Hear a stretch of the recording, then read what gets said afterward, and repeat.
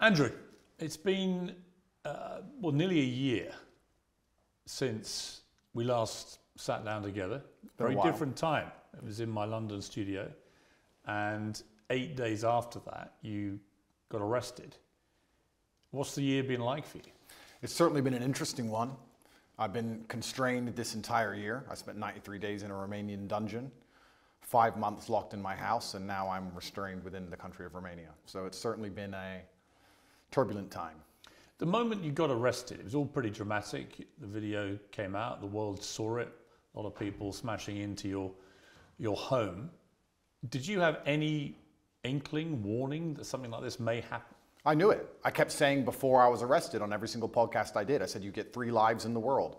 The first life, they're going to cancel you. They're going to slander you. They're going to delete your access to social media so you can't defend yourself. The second life, they're going to try and put you in jail for no reason. And if you continue to speak against the power, they're going to assassinate you. I knew I was on my second life. I kept saying it. I knew it was coming. I didn't know the bullshit reason they'd use, but I found out once I was in a cell. When you were arrested, you don't speak any Romanian at all. Zero. And they didn't speak English to you. Correct. So you were taken to a cell. You had no idea what they were alleging you'd done. I was arrested on the 27th of December, so because of Christmas and New Year's and other problems, they couldn't even translate my paperwork for 2 weeks. So for the first 2 weeks I was in a prison cell, I had no idea why. I was given papers in Romanian. I could read human trafficking, I understood, but I was like, human trafficking who, when, what? None of this makes sense. I waited 2 entire weeks inside of my cell before I was given an English translation, and then I realized exactly how ridiculous the whole case was. Just to clarify, I am accused of helping my friends get big on TikTok. That is what I'm accused of. I told some girls I know how to post on TikTok to become viral when I was at the time the most viral person on the planet. And they are saying I'm a human trafficker for that reason. It is insane. Well, we'll come to what you've been accused of. It's more serious than the way you've categorized it, but we'll come to that. There is a lot of speculation that the reason the Romanian authorities knew that you were back, because you were en route, I believe, to Dubai for a New Year's Eve party, is that you were interacting with Greta Thunberg on social media, and you had a pizza in front of you which came from a well-known Romanian pizza store. Is there any truth to that? I don't think so. I think that they know where I was. A lot of people knew where I was, and they had instructions from higher up to teach me a lesson. I was on my second life, and that's exactly what I'm going through right now. There's an irony to your situation, because you always said the reason you came to Romania was precisely because you thought you could avoid being in this situation. Well, I loved Romania, and it's a strong Christian nation with strong traditional values. I want a life where I'm left alone by government. I don't believe in big government. I'm trying to avoid that. It felt like Romania was a place which was very safe societally, and the government was not too interested or involved in people's lives. But things change. Also, your freedom and your ability to speak the truth is heavily correlated to your insignificance. When you become large and people start listening to what you say, you soon realize you no longer have freedom of speech. And it doesn't matter where you are on the planet. If they decide you must be assassinated, you will be assassinated. You in jail, what was that like? Romanian jail is not English jail. Describe it. What was the cell like? I have to be careful what I say because I don't want to insult the Romanian justice system, which I'm still beholden to. However, it's exactly as bad as people would expect it to be. Luckily, it was in the winter, so the cockroaches were not too bad. It was also during Ramadan, so I didn't have to eat so much, which was helpful because of the situation. I think the most stressful thing about it is I had no idea how long I was going to be in there for. I was dragged from my house. I was given papers in Romanian. I didn't know why I was there. I found out why I was there, and it was garbage. I couldn't seem to get out. I could have been held for years. It's very stressful. And the best thing you can do is turn to God and train as hard as possible. I did thousands of push-ups a day every single day. Were you in solitary in this period, 3 months? No, I wasn't in solitary the entire time. Sometimes I was by myself. Sometimes I was with other guys, and sometimes I was with my brother. So, when you were on your own, were they keeping you in there for 24 hours a day? Were you allowed out? No, I wasn't allowed out. There was no yard time. It was 24 hours a day, locked in a single room, probably 3 or 4 steps large, and you do nothing but stare at the wall. And How many days did you do that for, on your own? 11, 12. I mean, that's a pretty grim scenario for anyone. Life's grim. For you, always being Mr. Confident, you've said, interestingly, that you wouldn't categorize what you were feeling as depression because you don't believe in the concept of depression. You and I have argued about that before. But it sounds to me, from what I've seen you say when you've talked about this, that was pretty close to depression, what you were feeling. Life's grim.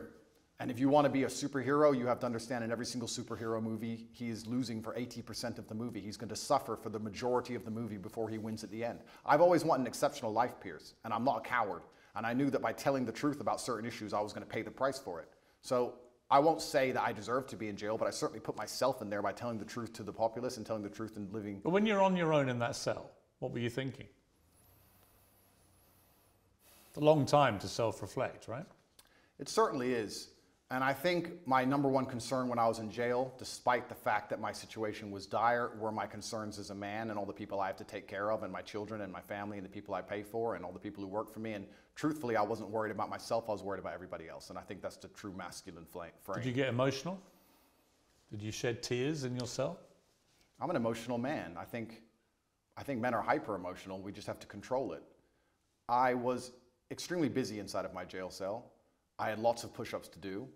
I was very concerned about the people on the outside. I was trying my best to get out. It's difficult for me to answer the question because it was an interesting frame of mind. I knew that God was watching and I had to perform. It's very difficult for me to go through life saying I'm the top G, I'm this, I'm that, and speak about mental resilience and mental toughness, and then the second I'm thrown inside of a solitary confinement cell, cower out. I'm not that person.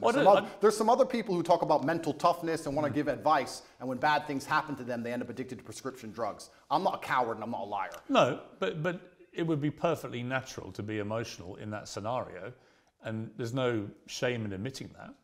I was emotional. I missed people. I missed them, and I knew they missed me. So I felt a strong sense of missing. But you cried. There were tears that ran down my face, but I did not cry. I mean, that's crying. I would disagree. Because you're worried about admitting that. You think it sounds Absolutely not. That's a perfectly fine scenario to cry in, but I think the act of crying is an act of desperation. To sit and to cry is an act in and of itself. To do push-ups, thinking of your children with tears running down your face, but you're concerned with finishing as many push-ups as possible within that day, I do not consider that crying. I consider that tears running down my face. When you found out what they were alleging you'd done, sexual assault, exploitation, and so on, what did you feel about that? What was your first reaction? My first reaction was, the standard playbook. The standard playbook for anybody who speaks up against power is sexual exploitation. Isn't it the normal one they go to? Can't we name like 10 or 15 people right now they hit them with this exact same garbage? Name a full-grown man who's 36 or 37 years old who's not had sexual relations with a woman at some point in the past. And the way the Matrix works is they lie by omission, right? They just hit Russell Brand with it. I think they hit P. Diddy with it this morning. Julian Assange just got hit with it. He's still in a cell. But lots of people get hit with these allegations and it turns out to be true. A lot of people get hit with them and they turn out to be false. Yeah, but you're sort of trying to make out all the people you just named are innocent. You don't know that. Of course I don't know that, but a lot of people get hit and it turns out to be false. Why would you assume they're innocent? Well, I'll tell you why. Because the way the Matrix operates is it chooses something which is heinous. If they accused me of drug dealing, nobody would care. They choose something which is heinous, so the process itself is a punishment. So they damage your reputation throughout the process, regardless of whether it's successful or not. Then what they do is they lie by omission. They throw you in a cell and they contact everyone you've ever interacted with. 2,000 people I know were called, and they were looking for one person to say they're a victim. By the way, they failed. They did not even find one. But if they did, they would then say, Andrew Tate's victim, he's a sexual assaulter. And they would remove the testimony of the 1,999 people who said, I'm a very nice man. Lie by omission. And then they put together this entire package, use the mainstream media to convince the world that you deserve to be in jail. And that is how the Matrix operates. I mean, to be clear, I don't know if you're guilty or not. I do. You're perfectly entitled to say that. And you know, right? Of course I know. But I don't know. And I will await any trial that comes to see what comes out in the trial and see what happens, right? So I'm not going to prejudge the trial. I'm not going to judge you and say, I think you're guilty. I don't know, right? We are where we are. You've been charged with serious crimes and it's likely you'll face a trial and we'll see how that all plays out, obviously. Going back to jail, how were you treated by other people? Everybody in jail was extremely apologetic to me. All of the staff, the police officers, everyone who worked in the jail, the person who served me my meal, everybody was very sorry for what happened to me. They made it very clear they knew it was garbage, and they were apologetic. That was the only vibe I could give you. They were kind of like, listen, you got too big. I'm sorry. This is how things work. And sorry, here's your meal. Nobody had any real problem with me. None of the prisoners had a problem with me. Did you get into any fights? There was a couple scenarios where violence could have occurred, but I think once people realize that violence is a certainty and that you do not operate under a fearful realm, they often aren't so interested. So people threatened you? I wouldn't say they threatened me, but they would have liked to have got the opportunity to threaten me. And what happened? And they realized that would have been a bad decision. And all in all... Well, what did you say to them? Because you don't speak Romanian, so... I didn't, you're right. I actually used a quote from Street Fighter. I said, I quoted Dowson, and I said, they do not understand the secrets of yoga fire, because I knew they had no idea what I was talking about. It was near the washing machines, and they looked at me like I was completely crazy, and they walked away. There's more than one person? Correct. And they made it clear what? That they wanted to... I have to be careful what I say, because I'm still beholden to the Romanian judicial system. Yeah, but that's just an incident in jail. That's Correct. nothing to do with the system. An incident report was written, and it's better I don't mention it. But there was a direct threat to you. I've had threats, yeah, and I have threats every single day of my life, and I think jail is a hyper-pressurized version of reality, and you need to have an extremely strong mind so you don't attack yourself, and an extremely strong body so others don't attack you. And I understood that there was a threat of violence at all times, and I just decided to go through life extremely respectfully, but make it clear if that's a decision somebody else wants to make, that I'm prepared to partake. One of the things I would think about, other than my family, immediate family, but one particular member of my family, if I found myself in jail, would be my mother and what she would be feeling and what she'd be thinking. She's been incredibly supportive to me. I know yours has to you. Did you think about your mother? I was extremely concerned for her. I was concerned because the media establishment were hounding her. She was obviously very worried, but she knew she raised strong sons. But we're her number one protectors, and I was concerned for her. I wasn't concerned for myself in jail. I didn't even suffer in jail as much as I did when I got out. I didn't have nightmares in jail. I had nightmares once I left jail. I was in the middle of a battle. I don't think you get PTSD while you're fighting. You get it afterwards. I was in the middle of a battle trying to make sure that everybody I love and care about is taken care of and trying to make sure that bills are paid. Please understand, the day I was arrested, which is a year ago, every single bank account that I have was frozen. All of my assets were taken. I haven't had a dollar of money since January. You had 10 cars taken, I think. 15. 15 cars and how many properties? 15 cars, 6 properties, 20 diamond watches, gold bars, cash, land, every single bank account, millions and millions and what millions of What dollars. was the total value of everything they seized? 16, 17 million. Pounds? Yeah.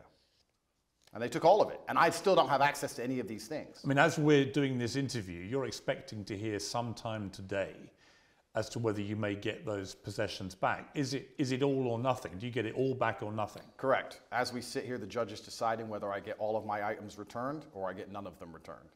And truthfully, under the law, I should have never had them taken in the first place. So we're going to see what the judge decides. And I have to put my faith within the Romanian judicial system. I have no other choice. I'm not a coward. I'm not going to run.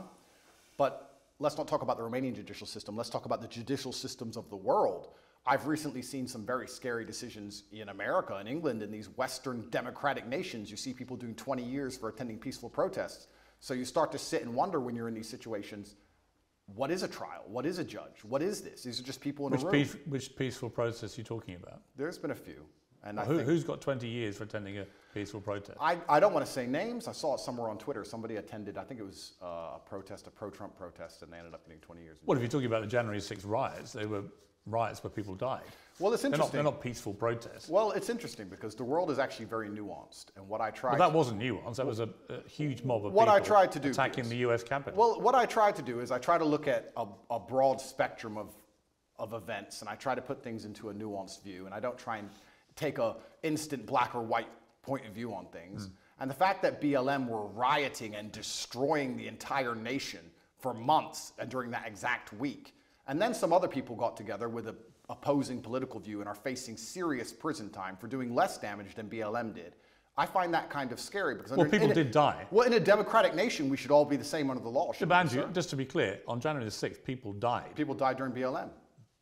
I mean, there are certainly inconsistencies in the way groups of people have been policed. I think that's the same. That's the same whether you're talking about the BLM marches to the pro-Palestinian marches and so on, right? There's a lot of inconsistency. Well, then we agree. There's a lot of inconsistency in global policing, I think. I think that's a perfectly valid thing to say. But the idea that someone's got 20 years for being in a peaceful march is not true.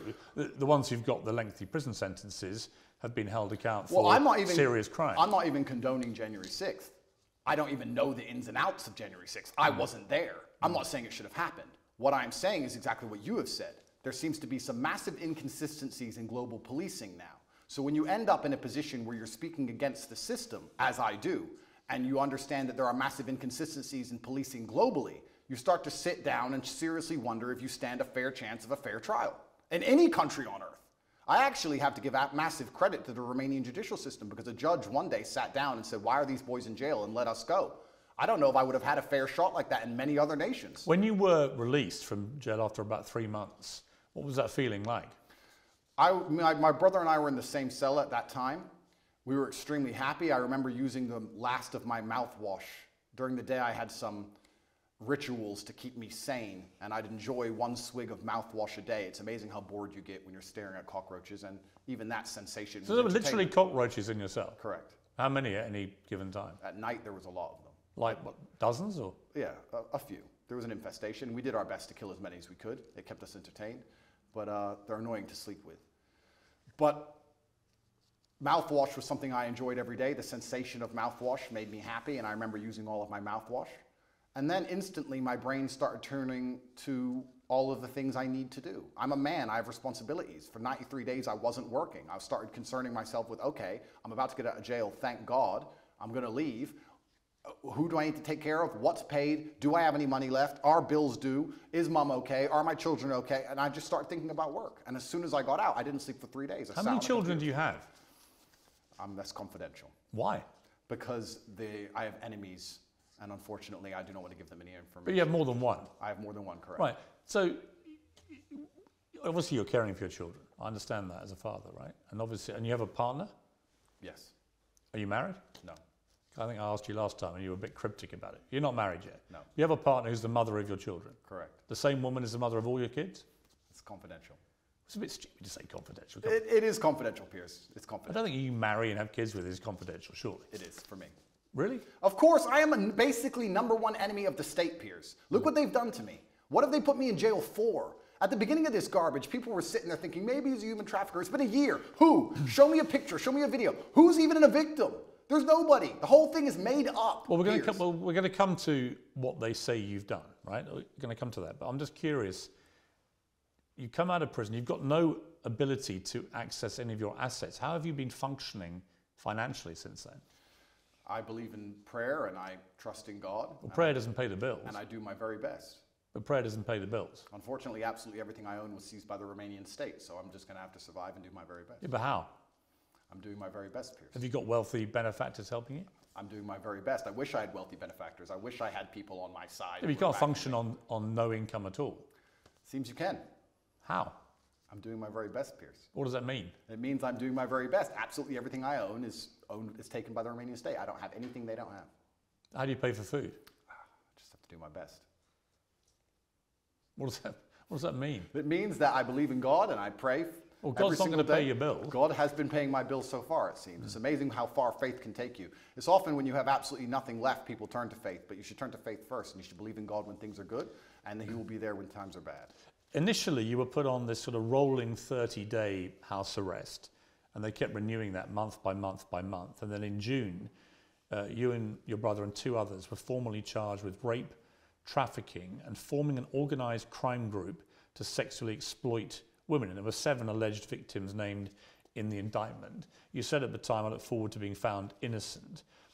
You said earlier, who are these women? Well, there are 7 named in the indictment. Yeah, have you seen the videos of them on the internet saying we're not victims? They made us be victims. We told them we weren't victims. Well, that will all presumably be analysed in a trial. Do you know when the trial may be? I have no idea. It's going to be a long... Do you believe it will happen? I'm not sure. It could get to a point where a judge, anytime before the trial, decides his case is garbage and throws it away. If you ask me what I believe happened, it's very simple. They threw me in a jail cell knowing they had no case, knowing they had no victims, but they thought if they plaster me all over the MSM and they say that I'm a bad person and they call enough people, they will find the case they want. They couldn't find it. You name the date they charged me. They had 6 months to charge me. Usually the Romanian state, even the American embassy confirms to me, charges within 30 days. With me, they used all 6 months trying to build a case and find actual victims of an actual crime. They couldn't. They charged me on the very last possible day they could, unless they'd have to drop the entire case. And they charged me with garbage because they have nothing. There are no victims. I've done nothing wrong. And they've tried very hard. And let me say something very pertinent to the audience here. It's very difficult when you're thrown inside of a jail cell. You do not have access to social media. You do not have access to money. The entire MSM establishment are calling you a bad person. Hotlines are set up saying, if Andrew Tate's ever hurt you, call this hotline. You're a rich person where people may want to get money from you and exploit you and extract resource from you. And they're sitting here calling anyone you've ever known. They called my gardener's daughter, who I've never even spoken to, asking if I've ever done anything wrong to her or said anything wrong to her, trying to find victims of a crime that don't exist. It's actually a miracle from God that no one's come out trying to extract money from me.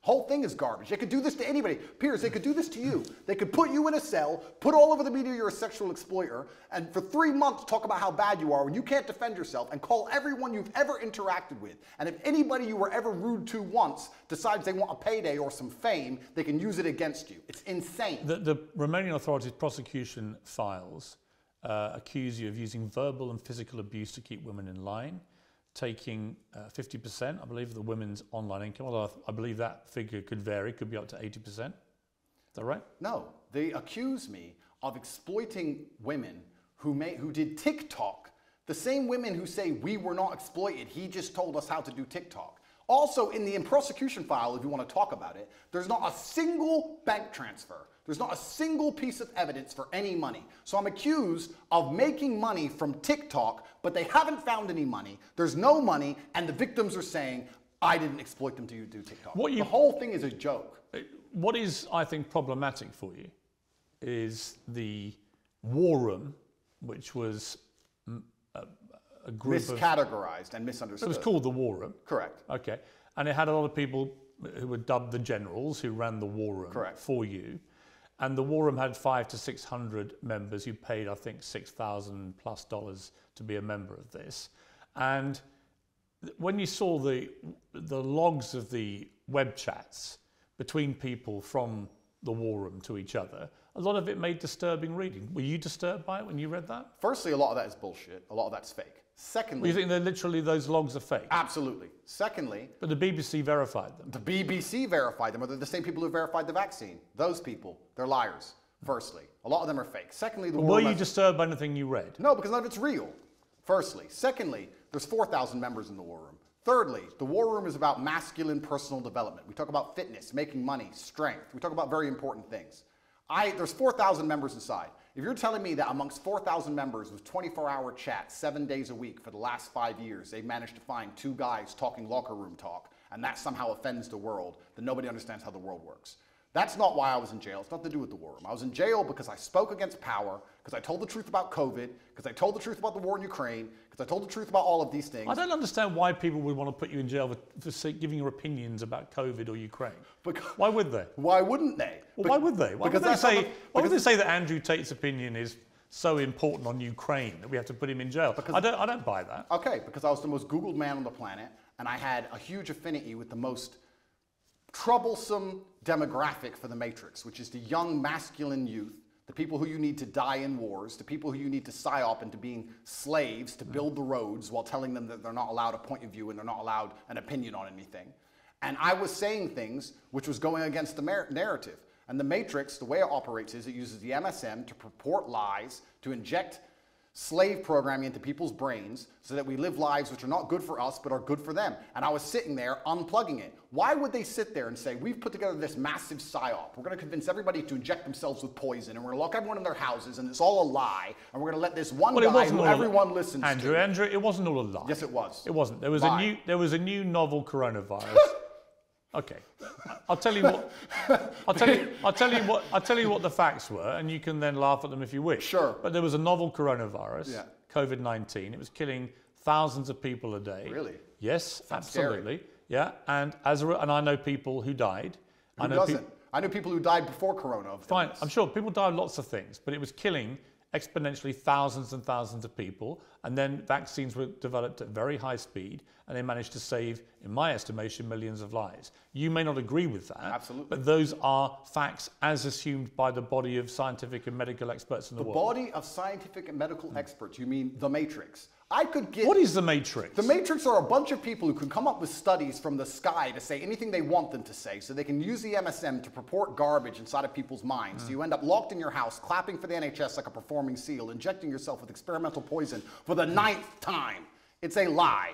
There was no reason to lock everyone in their house. More people died from missed cancer appointments than anyone ever died of COVID. People always got the sniffles before COVID, and they've always got it since. Let me ask you a question. Hang on, sir. it wasn't. Where is COVID gone? It wasn't. Diseases don't go away. It wasn't. Where's COVID gone? It wasn't. Well, the COVID strains have got milder, as indeed flu did. Flu used to so kill. It's gone away. Well, flu pandemic in about 100 years ago killed 50 to 100 million people, and it's got steadily milder over the decades since. This is normal medical science pathway for most pandemics, right? So on that, I mean, your sort of cast iron, it was all matrix MSM nonsense, is palpably untrue. Well, I'll tell you why that's not untrue. Let me tell you my personal experience with COVID. I'm an extremely logical person. At the beginning, when everyone was dying, dropping dead in the streets in China, which I never saw, by the way, funny, and the Italian hospitals were full, English hospitals were never full, funny. Me and my brother sat there and said, if this disease is so deadly and can damage us as strong military-age males, then the world is over. So there's no point in hiding in our house. We decided to go to Sweden. On day one of COVID, day one when everyone still believed, we went to Sweden. Why does no one talk about the fact that Sweden was open the entire time? Why does no one talk about the fact they didn't have masks or lockdown or vaccines? My brother and I partied in nightclubs 7 days a week for 3 entire months while everyone in England was locked in their house. Sweden actually had a number of restrictions. Not when I was there. It was open. Not as draconian as we had in the UK, and there are certainly legitimate questions to ask about the scale of our lockdowns. I think people panicked. They saw what was happening in Italy, which had the second best medical healthcare system in the world, and people were dying in massive numbers and the hospitals were overrun. So people may have panicked. Did you hear about the guy who died in a motorcycle crash and it was a COVID death? Did you hear about that one?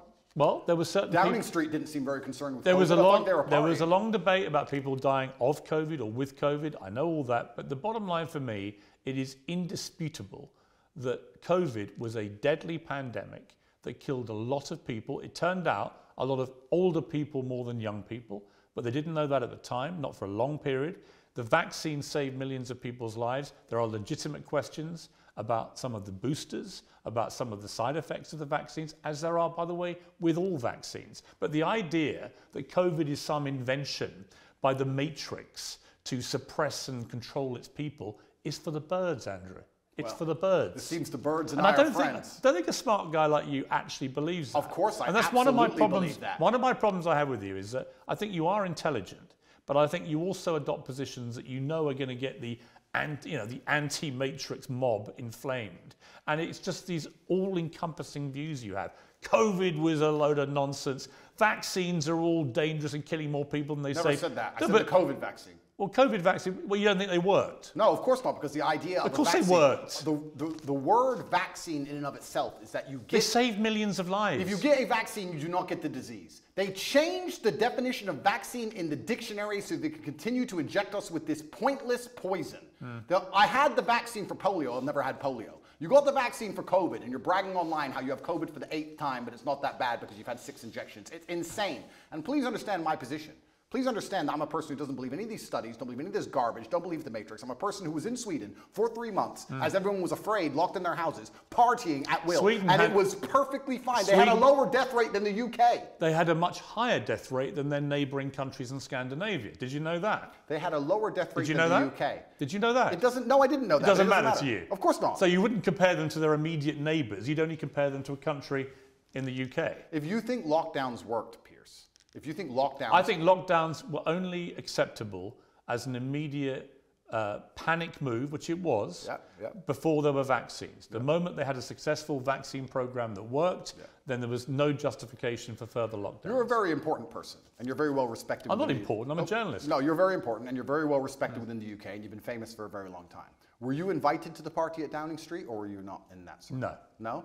Oh, that's a shame. And I thought the behaviour... Because they seemed very concerned about COVID on the TV, and by the way, they didn't seem to give a shit as soon as the TV was on. I thought that was disgraceful. And I thought Boris Johnson and the people working at Number 10 who were having those parties, when I had friends of mine who were literally saying goodbye to their mothers on FaceTime on their phone because they weren't allowed in to see them. I knew people in care homes where it ripped through and killed a third of the people in the home in 2 weeks.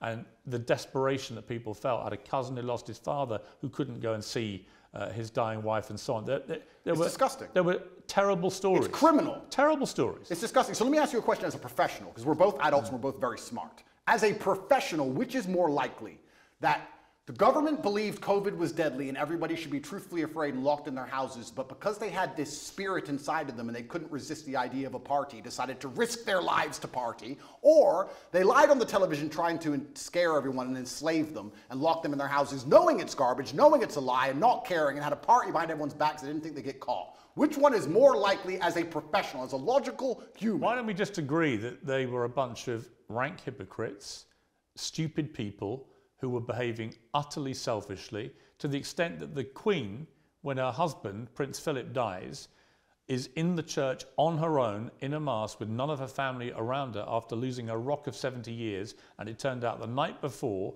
Downing Street had, I think, 2 parties, including a karaoke party. I think that was shameful and disgraceful.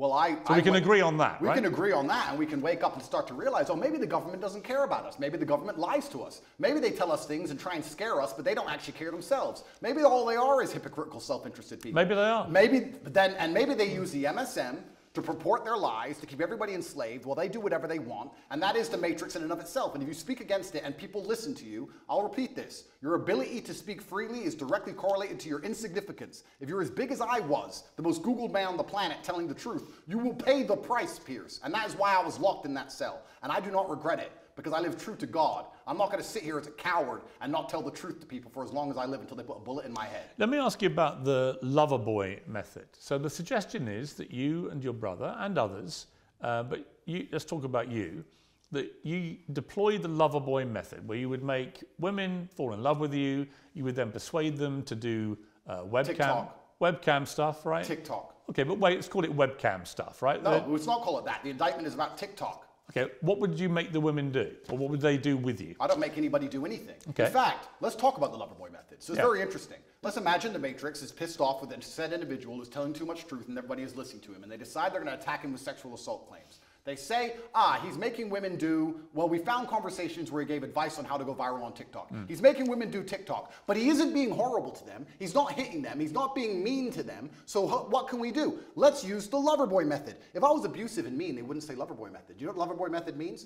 Being nice. He was nice and polite and kind, and they really liked him as a person, and he told them how to do TikTok. But that's not what the Loverboy... Of course it is. Andrew, that's not what the Loverboy method is. Absolutely it is. The Loverboy method is where perpetrators woo victims with the prospect of a loving relationship until they can be forced into abusive situations or a form of slavery. This is garbage. That's actually what it means. The Loverboy method is being nice to people so that you work together, effectively what they're trying to say here. I was nice to girls who asked me for TikTok advice, and they sang it's the Loverboy method. I didn't beat them into doing TikTok. I didn't force them. I didn't threaten them. In fact, I was like, yeah, you're very pretty. You can be pretty famous. Was there any element of coercion? How can there be an element? What does that even mean? Let's be professionals here. What does that even mean? What do you think coercion means? I was coerced into this interview. You came along to me and said... You weren't coerced into this interview. Yes, I was. Or don't tell me. The bullying Piers. MSM said, Andrew, you've got to do an interview. No. I'm going to fly all the way to Romania to do it. You didn't do that. Favor. You used the Loverboy method. You said, sir... The Loverboy method? Yep. Andrew, this is going to be a very interesting interview. We had a good one last time. You're a nice guy. We have some interesting conversations. I didn't say you were a nice guy. I'm going to come along. Wait a minute. We're going to make some money from this interview. Wait a minute. Money will be made for both sides. Wait a minute. You Loverboyed me and you stole the profit. But just to be clear, I've had no conversation with you about this interview. And the conversations I've had with your intermediary were very professional. And I said, I would like to do an interview with you. Were you nice? I'm always nice. Loverboyed. You can't believe you used niceness to Loverboy me because this is a profitable enterprise and I was coerced here. I make no pretense that I've come all the way from London to Romania to interview you because, yes, I want to do it on my show and that will clearly benefit me and my show. Am I a full-grown consenting adult who decided to do this show? Yeah, but you're not being coerced into doing this. Am I a full-grown consenting adult who decided to do this show? Yes. Okay, so I wasn't coerced, correct? But what's that got to do with what I've asked you? Because you were nice to me and you're saying that... I wasn't nice to you. I didn't even talk to you. Being nice is the Loverboy method, and that adults have no personal responsibility. And if you're nice to someone, they become your slave. I wasn't nice to you, and I didn't call you a nice guy. I feel Loverboyed. I feel Loverboyed. Do you? I'm sorry. Well, I'm sorry. It's fine. You had a website, Hustlers University, offering courses teaching husbands and boyfriends how to get their partners into webcam. Absolutely false. The Hustlers University, which you can go to now, actually, we've changed the domain, it's university.com, is a school which teaches modern wealth creation methods. We teach people how to make websites, we teach people e-com. Why did you call it a PhD, pimping hose degree? No, you're talking about an old video which was made satirically. Why did you call it that? Oh, that was satire. Of course it was. 9 years ago, the internet was a very different place. And if you're going to sit here and say, oh, 9 years ago you said stupid things on the internet, it's not a gotcha moment because every single person has. So have you. No, but you'd be very... So have you, because you advocated for the vaccine, sir. So yeah, you absolutely. said stupid things on the internet. Yeah. Life, that's how things go. It's satirical. I also said I'm an astronaut. Do you believe I've been to the moon? Because I haven't, believe it or not. Hustlers University teaches children how to make websites, and There's only one reason I'm asking you. Advice. Only reason I'm asking you. You've repeatedly said in interviews since you were arrested that you have never categorized yourself as a pimp. You don't think you're a pimp, right? Well, what about all the rappers? Did you ask Ice Cube if he's a pimp and a murderer and a drug dealer? I'm Jay-Z sold crack. I'm not interviewing them. I'm asking you whether you have at any stage in the last 15 years been a pimp. Of course I've not been a pimp. I've said I'm a pimp. I've said I'm an astronaut. I've said I'm a cowboy. I've said I'm the strongest man in the world. I've said I'm James Bond. Throw me in jail. Are you just... Put me in jail. Okay. I deserve it. 9 years ago I made a joke on the internet. So here's my question. Are you a fantasist? I'm not a fantasist. Do you have a persona that's just not you? Of course not. I am me. Well, if you are you, why would you repeatedly call yourself a pimp and then now say you've never been a pimp? Are you going to sit here and say that because I've once said, oh... I'm curious whether if you're trying to say to me you didn't mean any of the things you said. So I'm asking myself, well, why should I believe anything you say now? In other words, is what you say actually what you mean? Is Andrew Tate real? Or do you have a complete persona that you've fueled for money that has nothing to do with the real you? I don't know. You tell me. I exaggerated on the internet 9 years ago for comedic effect. I'd walk into a nightclub and there'd be girls at my table, like every other man who walks into a nightclub, and I'd say, pimpin'. Oh no, put me in jail. 93 days was not enough with the cockroaches. I should go back. This is a matrix attack, Piers. Every single person, every single man out there has done things worse than I've done. In fact, I will argue, if you put 99.9% of men through the level of scrutiny I've been through by multiple federal agencies, you will find a lot worse than him saying he was a pimp on the internet 9 years ago. You will find actual genuine crime. And I've done nothing. I live true to God. This is all garbage, and it's not real. Like I said to you, I don't know if you're guilty or not. I do, okay. And I am not guilty. No, it's a matrix attack. I want to be clear to you, I'm not preempting your guilt. I've come here with a completely open mind. You've been charged with serious offences, but I am not going to judge you because I'm not a judge, and this is not a courtroom, right? But it's interesting to me that one of the biggest charges against you is that you're a misogynist. And you've always said, I'm not a misogynist. And then the last time I interviewed you, you said, well, I may have said some things that may have been misconstrued.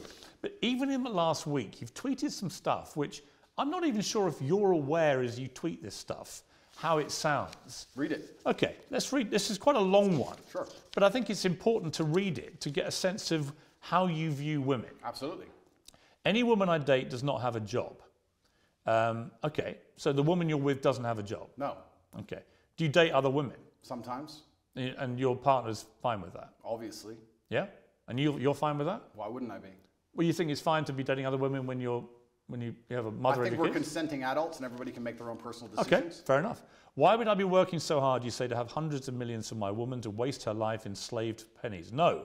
I will give you a life you can never ever afford. Private jets, 5-star hotels, new cars, endless spending money and diamonds. You will be rich because you're praying for me every day and protecting my spirit. I work in the physical world, she works in the spirit realm. Women shouldn't have to work because being a good partner is a full-time job for a woman. She has to look good. All the beauty treatments are time intensive. Not about money, it takes a lot of time. She has to train every day and stay in fantastic shape. Shop to look amazing next to me. I know there are some men who do 100 times more than this on a daily basis, but women are not as organized as men, and achieving anything significant causes them huge amounts of stress. Yeah. They need to have huge sections of their day empty to waste, or they will have a mental breakdown. True. And do you want a woman who's stressed and angry after the commute, unshaven and exhausted? Or do you want a Barbie doll who's always smiling and saying thank you because she did her nails and brought you Prada that day? As a man, unless you're a loser, you're already filthy rich, right? You can get endless sex anyway. Girls are easy. So what can a girl give you? Happiness, vibes, always smiling. Take the edge off a stressful life. Can she always be happy if she's been working all day? No. just to wake up at 11, gym till 1, one appointment and some shopping, dressed beautiful by 7 p.m. for you to finish working and tell you how strong you are. No matter how pissed off you are, just to always be laughing and smiling and writing you little notes about how you're perfect. And just to be playful and funny. She can't do that if she has a job. So your job is being my girlfriend, and now you're a millionaire. Congratulations. Behave and aim for the promotion to wife.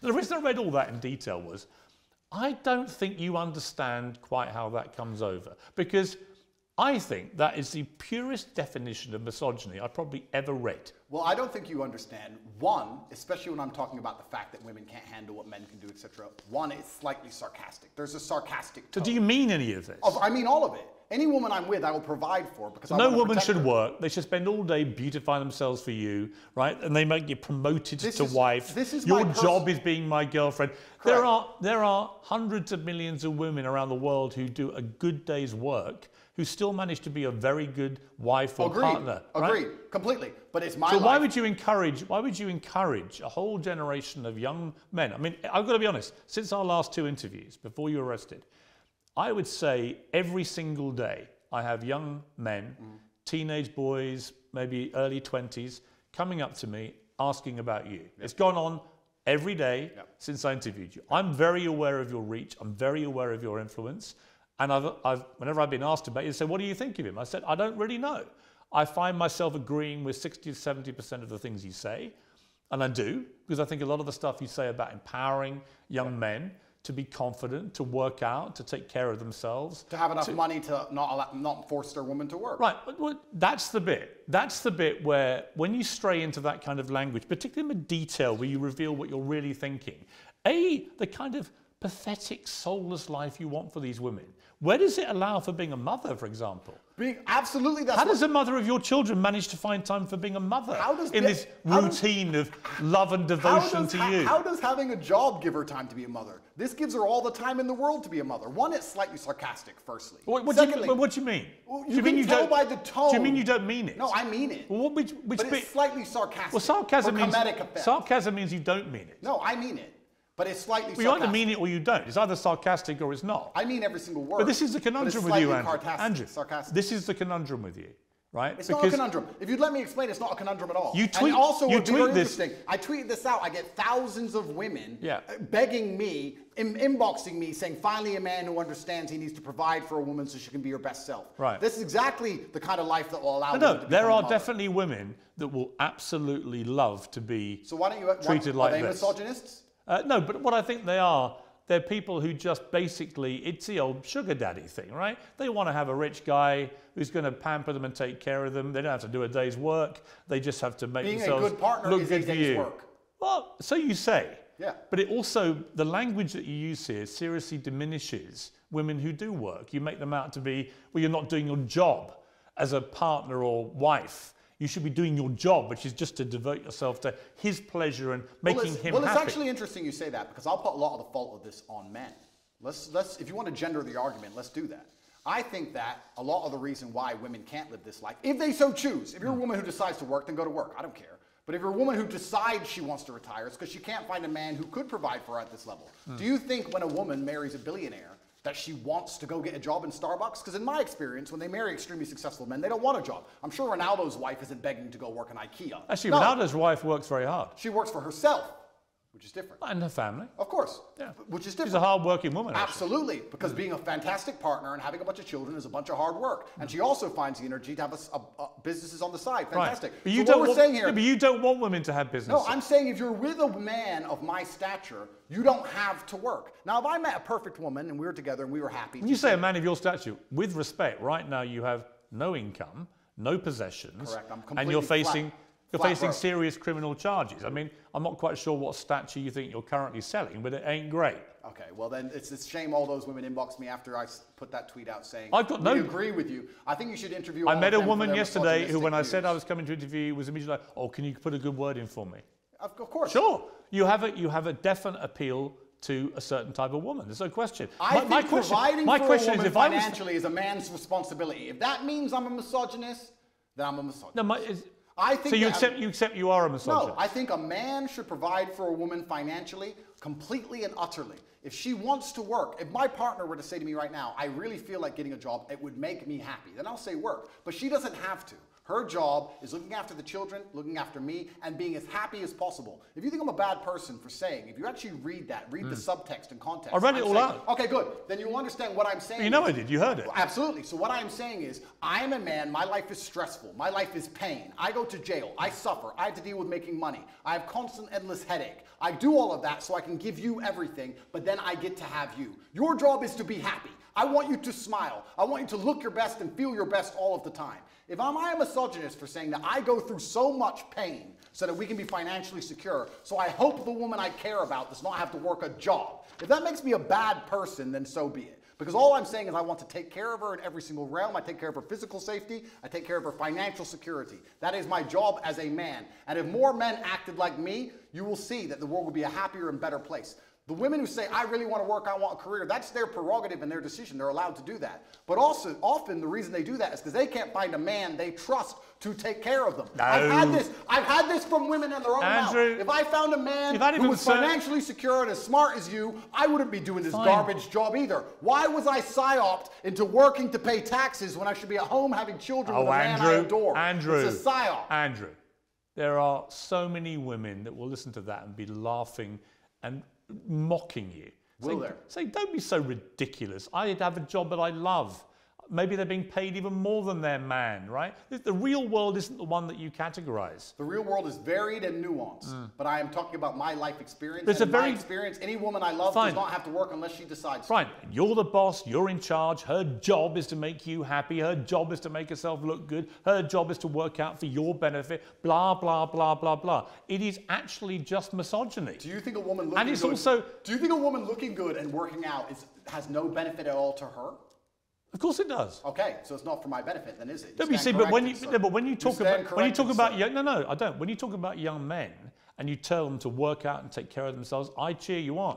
Right? I want that. I've got 3 sons. I want them to feel that. Don't you want them to become very rich and successful and have a woman who relies on them and have a beautiful family? No, but I don't want a woman who's subservient to them. Why is subservience? Why is a literally woman the tone of the tweet I read is subservience. You did another tweet this week. Men love by telling you what to do and not allowing you to make stupid decisions. We save you from the female inclination to make stupid choices. If a man isn't giving you instructions, he doesn't love you. If you won't listen to a man's instructions, you don't love him. The whole language is so ridiculous. Let me change the language then. Well, you tweeted this to 8.2 million people. Correct. So let me say this. A father loves. Let's say instead of a man loves, say a father loves. A father loves disciplinarian. That's how a father will love you. A mother will say, oh, I hope you're happy, hope you're doing okay. But a father will come along and say, no, don't do this. You must do it that way. That's incorrect. It has to be this way. A father will discipline you because a father feels he knows best for you. It's the masculine essence of love. When a man loves, he shows that he cares via degree. There is a massive difference between a relationship between a father and a child and between a man and a woman in a relationship. Completely. And I'm not sure you quite get that. No, there is a difference. But I would argue, Piers, I would argue in the happiest relationships, it's a traditionally masculine role in which the man plays and provides. The female is traditionally feminine. The man is the head of the house, not in an abusive way, doesn't beat her up. I'm talking about the man being the head of the household, like I would like to believe you're the head of your household. And he comes along and says what happens and what doesn't happen because he's the man of the house. No, that's not. That's actually not how most households operate now. Well, then it sounds like we understand why the entire world's a mess. Because only 10 years ago, that's exactly how the households operated. There was a man of the house, and now we have no longer any clear defined roles. There's no longer a man of the house. You want to talk about knife crime, kids doing drugs, the crime rate, all of these problems. You want to talk about all of the societal ills we face. Perhaps it's because we don't have any men in the house anymore. Perhaps we need to bring the man of the house back. And the man of the house will come along and be a disciplinarian, and he will make the set rules and the creeds of that house. He will say, within this household, we don't take drugs. That stands for the woman I am with, the children who we have birthed. Nobody takes drugs in this household because this is my house and I'm the man of the house. So it sounds to me like we need to bring it back, sir.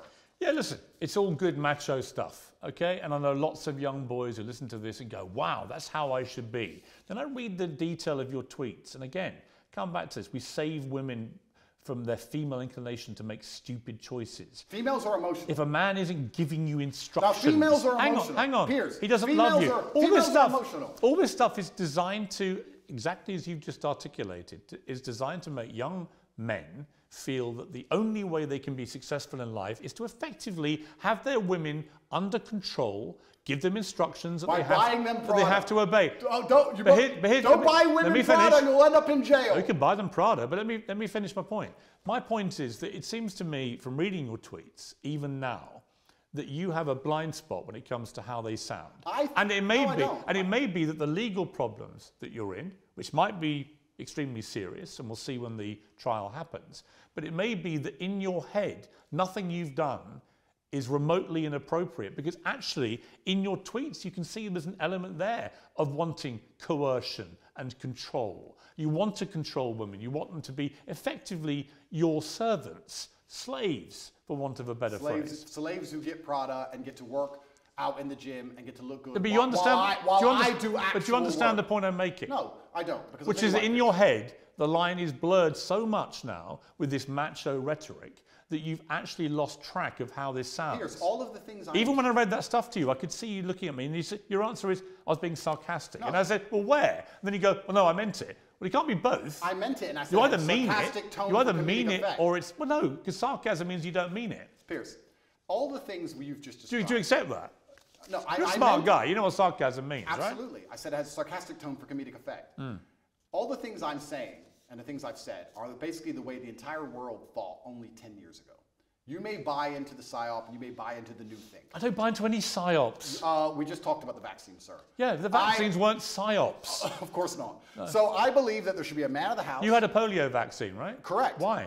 Because I didn't get polio. I wouldn't have a COVID vaccine because I'd still get COVID. Plus probably myocarditis and have a heart attack. So we believe there was a man of the house 10 years ago. Do you think statistically more people got myocarditis by having the vaccine or not having it? I think statistically we need to bring it back. You don't know, do you?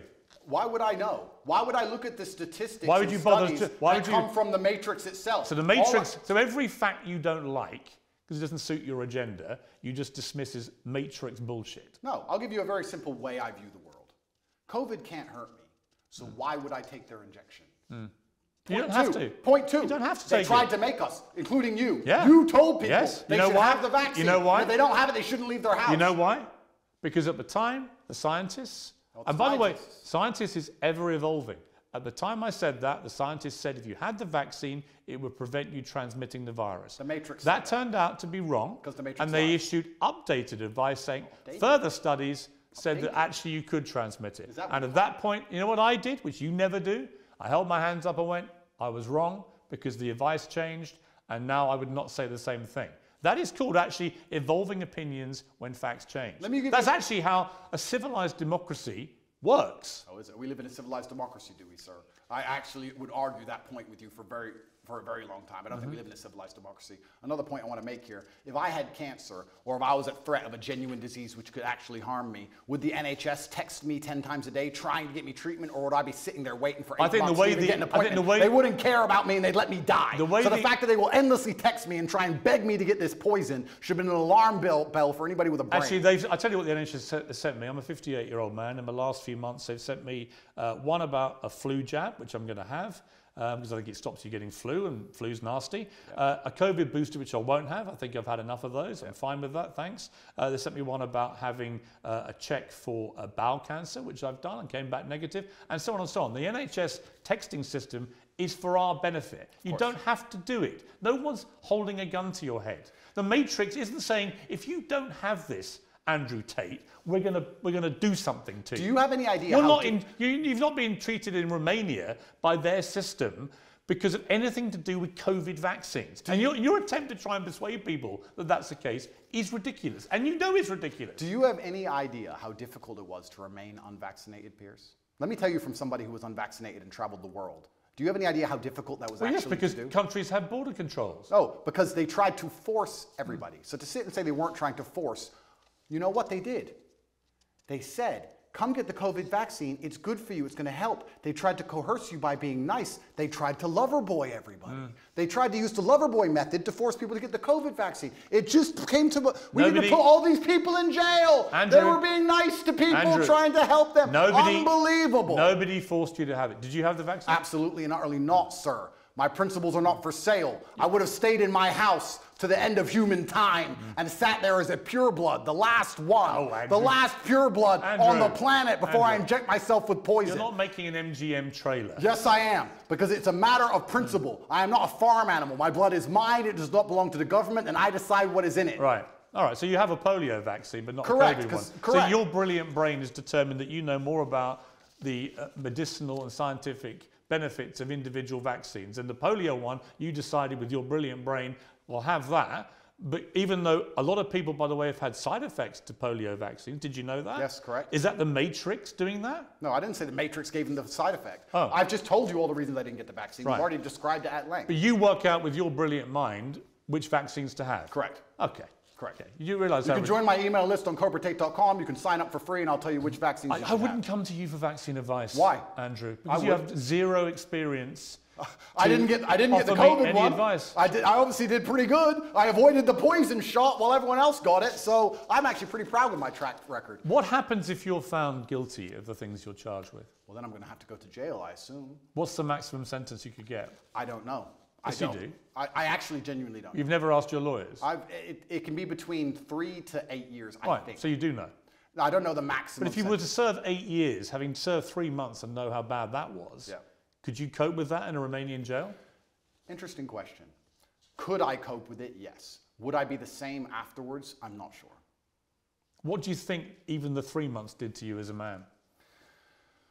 Well, it was a fantastic test from God to make sure I am the man I say I am, because I think there's a lot of people who speak about masculine excellence who are not the men they say they are. When trouble appears, you often learn that they are nothing but postures.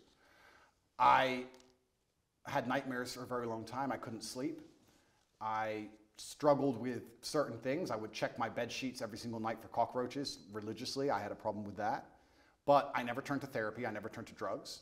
I understood that all of these things are from God and they're given to me so that I can become a stronger version of myself. And I welcomed them all and I embraced them all. And now that I'm a better, not completely, but almost better, part of me actually misses my nightmares, Piers. Part of me misses training all night. I didn't sleep for weeks, months. You said you didn't have nightmares? No, I had nightmares. I said I didn't have nightmares in jail. When I left, I did. And I kind of miss it because I had so much time in the day to get things done. And now I'm sleeping a full 6 hours. I feel a little bit lazy. So perhaps I need another test from God. And if God decides, Allah is the best of planners, if he decides I need 8 years in jail, then I will embrace those 8 years in jail and do my absolute best to come out as the most formidable version of myself. Have you felt suicidal at all in the last year? I don't believe in suicide. It's haram. I know. You said that before. But did you feel like you may want to end it all? I would never kill myself under any circumstances. So the day they put that on the news, when they finally take me out, you can know it's a lie. It's haram. I would never kill myself. Lock me in that cell for the rest of my life. I would never kill myself.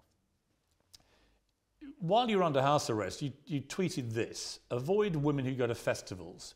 They're either on some loser's table who's feeding them cocaine or in a crowd of sweaty peasants because they're a sweaty peasant.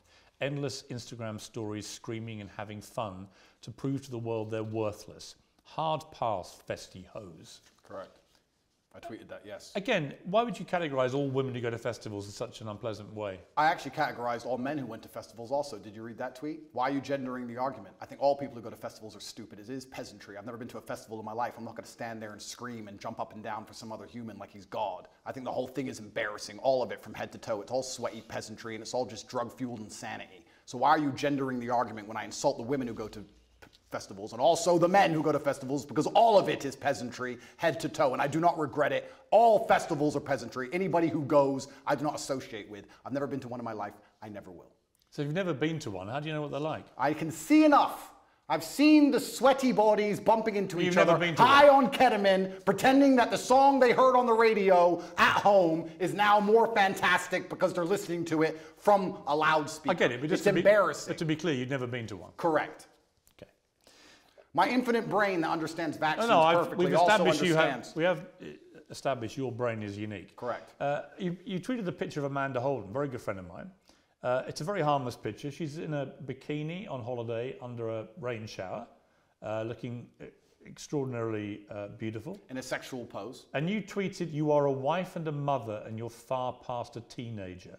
There's no need for this post." Agreed. Again, it's just misogynist to say that. It's not misogynistic. Why can't a woman of her age, she's just turned 50, why can't a woman of that age actually show off her beautiful body in a nice bikini like that? What's wrong with that? You can call me crazy. You can call me misogynistic, but I think once you reach the ripe age of 50, any woman should not be interested in thirst trapping on Instagram. I think she has bigger responsibilities. I'm sure she's a very intelligent lady and she's done amazing things. She's famous. She's obviously very capable. And I think she could do things more interesting than standing around trying to thirst trap on Instagram like she's 18. Because I think she's above it. I wasn't insulting her. I was reminding her that she's actually such a fantastic person. She's done such amazing things in her life and she's so achieved that she's actually above thirst trapping. I was reminding her of her worth because as a feminist, we're all feminists here, right? We all believe in women empowerment. I'm reminding her of her worth. Are you a feminist?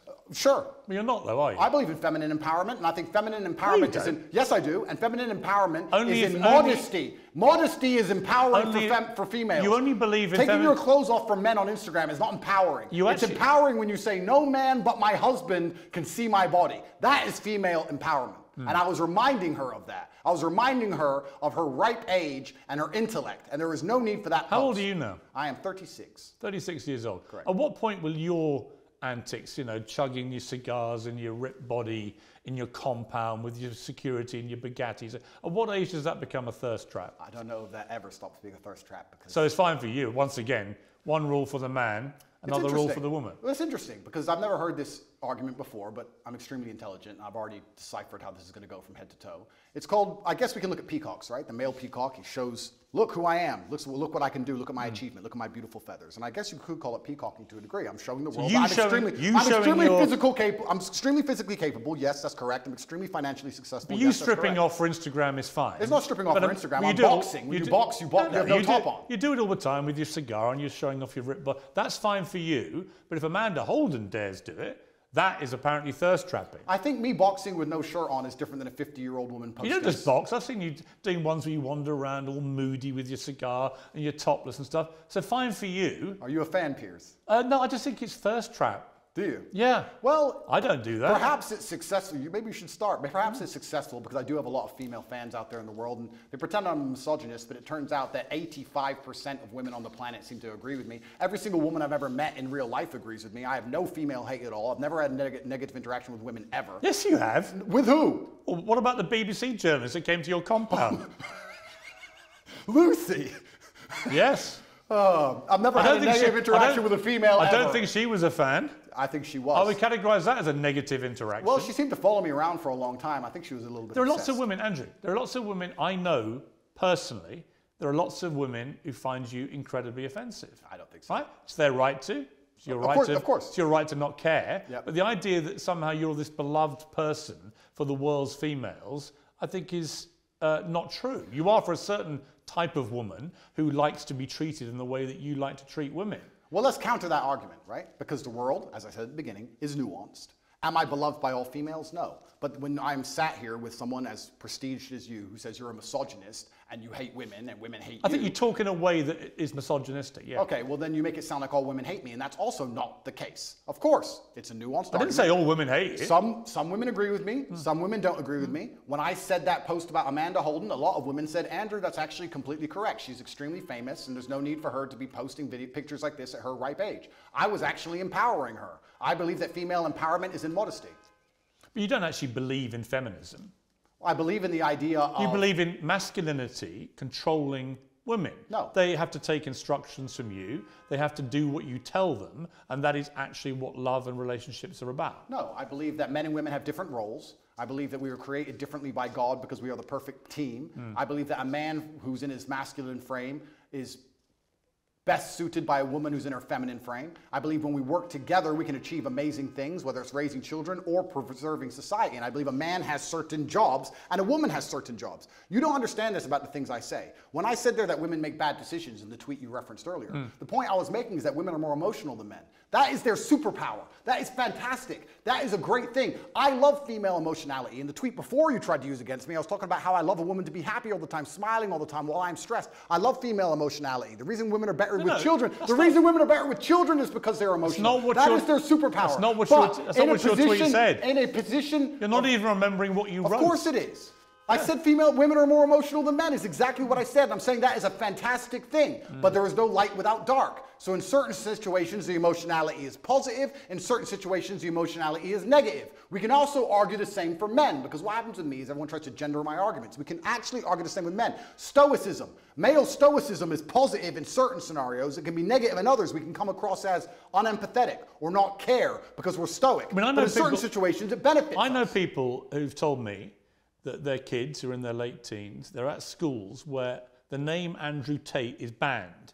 Nobody's allowed to mention your name because the teachers think that your brand of masculinity is so toxic, they are seeing an immediate effect on the way that young men behave, and not in a good way. Is that what the teachers think, is it? Yeah. Well, I am actually genuinely concerned by the fact that I've been banned from schools when I do nothing but preach masculine strength and excellence. But then if you actually understand how the society is going and how the world works and all the insanity they're trying to push on all of us, I can understand why they banned me, because I speak the truth. If I was wearing a wig, Piers, and lipstick, and telling young boys to remove their genitals, would I have been banned from schools?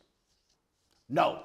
They would have said, no, you can say his name, no problem. No matter how big I got, if I had a wig on and lipstick and I had been castrated medically, I would be allowed to talk to the young boys. But as soon as I say you're supposed to grow up and get big and strong, and if your wife doesn't want a job, you need to pay for her, it's your job as a man, you better find some money, then I'm the public enemy number one. Garbage. On that last point, you don't say if a woman doesn't want to work, a man has to take care of it. You say a woman shouldn't work. I say my woman won't work. Right. I'm talking about my personal experience. I said any girlfriend of mine, because I'm in an extremely fortunate financial position. I was before Romania took everything, of course. I have hundreds of millions of dollars. So because I am in my position, I would not want my woman to work. I think there's more important things she can do. If you have hundreds of millions of dollars, where you said you had a worth of 17 million. No, I said they took 17 million. So where's the rest? They must have taken it. I think they have it. Or maybe I lost it. I think I lost it somewhere.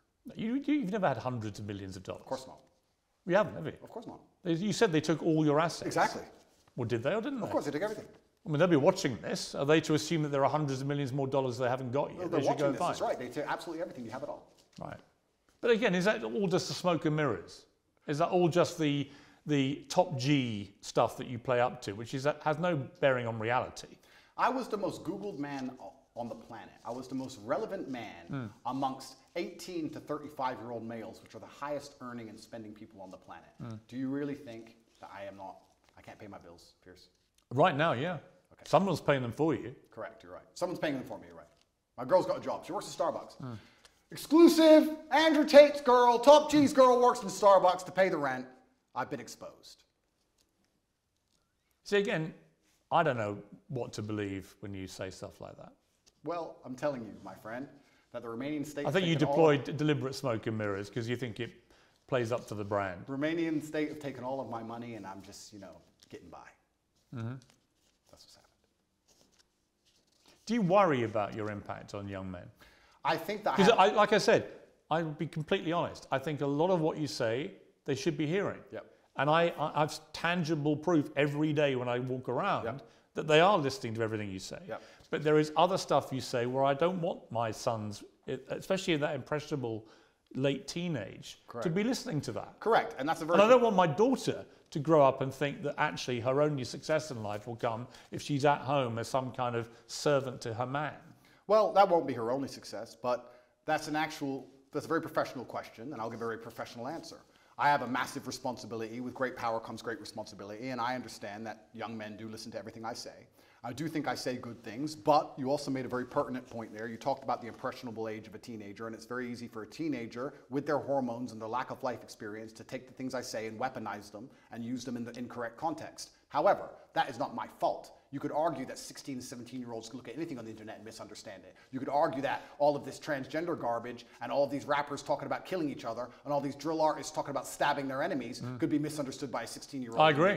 So that's not my fault. However, on that I totally agree. Okay, so I have a massive responsibility. And you are held to a different account, actually, to a lot of those rappers. Absolutely. Right? There's no question. I mean, the far swing is when John Legend rewrote the lyrics to Baby It's Cold Outside because apparently encouraged sexual assault, but wouldn't say a negative word about any of the disgustingly misogynist and actually very violent lyrics of his rap friends. Absolutely. That to me is total hypocrisy. And it is hypocritical. However, unlike all of these other people, I have taken into account my massive power and my massive responsibility, and I try to make sure that I use my words as carefully as possible so they cannot be misconstrued or misunderstood. Can I make sure that no teenager on the planet who listens to me ever misunderstands me ever? No, I can't do that, but I am doing my very best. What do I actually talk about? What do I actually say? What I do is I come along, and let me give you the broad overview of my message. You're a man, so your life sucks. It's always going to suck, and it's going to be pain. You're going to do nothing but suffer. You're going to suffer as a nobody, or you're going to suffer the pain it takes to become Actually, great. most men don't have that. But you're going to suffer as a nobody, because trust me, nobody suffer. Or you're going to suffer the pain it takes to become great. Life is not supposed to be a happy picnic. You're supposed to get up, work hard, dedicate yourself, get strong, get rich, go through whatever it takes to become somebody of significance. That's my overall message, and I believe it's a positive. You haven't got to get rich to be happy. No. In fact, most of the super rich people I know in life are incredibly unhappy. Really? So you're setting a kind of false dream. Well, a lot of rich people are miserable. Have you ever seen a rich person give and a their lot of money people away? who have very little money can be very happy. Have you ever seen a rich person give their money away? Yes, of course. Okay, do you give all your money away? Will that make you happier, Piers? I don't know. Do you want the Romanian state to take it all? I didn't smile that day. And let me tell you that the reason I tell about men to become financially successful is for two reasons. One, because you have a job as a man to protect and provide, and you can do neither of those things if you are broke. That's the first reason. And the second reason I actually preach to young men to become as financially successful as possible is a greater, broader reason. And I believe we've entered a very interesting stage in humanity where the matrix is finally cracked. 3 or 4 years ago, there were certain narratives you could not talk against. But with Elon Musk owning X, and now we have Rumble, we have a lot more information on the internet, people are starting to tell the truth about many different subjects. There's a whole bunch of them we can name. And I like the idea of people who are free thinking with a free mind, who are not matrix controlled, making as much money as possible because it takes money to win wars, and I want these people to be financially successful. That's why I tell all of my fans who believe in me to become as rich as possible, because they understand that everything the government does is lie to them. And we need finance. You use the word truth there. I don't think it's necessarily that people want to promote truth. They want to promote their opinions. Often people's opinions on facts can be very different.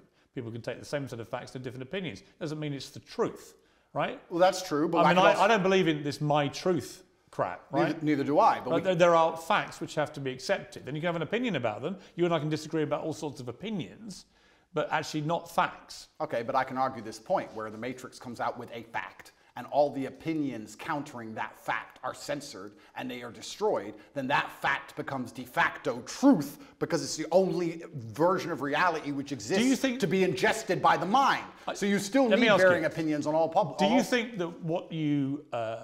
let's put it this way. Sure. You would have relationships with women and encourage them to take part in webcam sexual stuff? No. Well, actually, yes. Why are we going back to this? Because there's one question I want to ask you about it, right? And both sides made a lot of money, right? Okay. And in most cases, because they haven't complained in most cases, you would assume it was a mutually beneficial transactional relationship, right? I can assume that because thousands of women have been through this and most of them haven't come forward and complained about the way they were treated. It was transactional. But was it moral? Do you think what you've been making money from, park the illegality aspect to one side, do you feel it was moral? 10 years ago, I helped women promote their profiles on the internet. Correct. 10 years ago. Firstly, I have not been involved with it for 7 years. It's not how I make money. I haven't touched it for a very long time. 7 years is a long time. But you made a lot of money from it. I made some money from it a long time ago. How much? Some money. I can't even remember. Millions? Millions? Perhaps. Millions. So you made millions of pounds. A long time ago. Well, hang on. It's important. You made millions of pounds from sexual webcam activity where you and the woman doing the webcams would make money. You accept that? No. What I did is... Well, that is how you made money. No. A long time ago, and I talked about this at length on many different podcasts, and I don't hide it. I said a long time ago, 10 years ago, I helped women with the tax side and the technical side and the promotion of their profiles. Well, they work for you. The promotion of their profiles on certain websites. And I said about this, and I said I haven't been involved with it for 7 years. The only reason this is even coming up again is because I'm monumentally famous, because nobody cares. We're in Bucharest. Well, no, it's not. Piers, we're in Bucharest, Romania. Do you understand that there is a video chat studio with girls talking to men online right there, outside that window? I'm sure. In fact, there's about 10 or 15,000 women in this city who do that job now. And the fact that I had I dipped my toe in it 10 years ago isn't even significant. I'm only asking if you think it's moral. Do I think it's moral? Because you speak in such a morally self-righteous way now. do you think that that was moral? Well, I wasn't religious back then, but let me sit and analyze. Because you're now, you converted to Islam. Yeah, correct. You're a Muslim. Correct. They have, a code of behavior. Do you think that that fell short of that? I have to answer as a professional. And as a professional, I would say, judging by my current code, no, I do not think that women being naked on the internet is moral. However, there is... So you made money immorally. You can admit that. It's nuanced like all things, Piers. At the time I was atheistic. I know that some of my girls talked men away from suicide. A lot of men are ridiculously lonely. I would also say a lot of the lessons I know about men and how they think and how lonely and sad they can be and how difficult life is as a man actually came from that era, because I saw a lot of very successful men with a wife and with kids and with money pouring their heart out to some 20-year-old they never met about how sad they were. I learned a lot about the world, and I know that a lot of suicide was prevented, and I made a lot of women millionaires. But would I do it now? No. However, I'm in a very different situation now. I'm a different person. I'm religious. I'm also extremely financially successful. Please understand, Piers, I come from Marsh Farm, Luton. I came from one of the worst areas inside of the UK. I could have stabbed someone. All of my friends were breaking into cars, breaking into houses. Most of my friends were in jail. What did I do? I promoted accounts on the internet. You made money. Didn't sell crack.